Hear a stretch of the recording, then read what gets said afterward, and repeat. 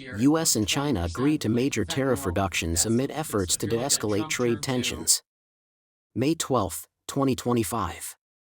In a significant breakthrough, the United States and China have agreed to a major easing of trade tensions by mutually reducing tariffs on each other's goods. The move signals a tentative but promising step towards stabilizing economic relations between the world's two largest economies. Key developments. Tariff reductions. The United States will cut tariffs on Chinese imports from 145% to 30%, while China will lower its tariffs on U.S. goods from 125% to 10%. Temporary arrangement. The reductions are set to remain in effect for 90 days, providing a window for continued negotiations and potential long-term agreements. Selective measures maintained. Despite the broad rollback, the U.S. will retain specific tariffs, particularly those targeting fentanyl-related imports and other strategic sectors.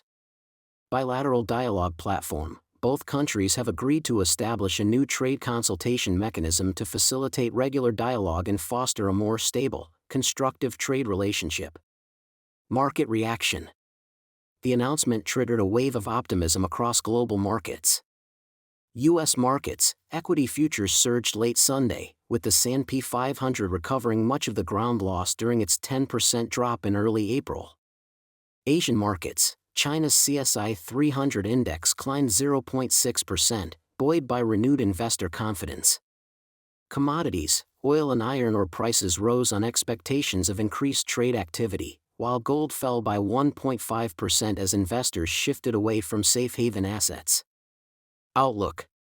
The tariff reduction deal marks a meaningful de-escalation in U.S. China trade tensions and lays the groundwork for a potential long-term resolution. However, analysts warn that progress will depend on sustained diplomatic engagement and tangible follow-through in the months ahead. Subscribe for more interesting videos.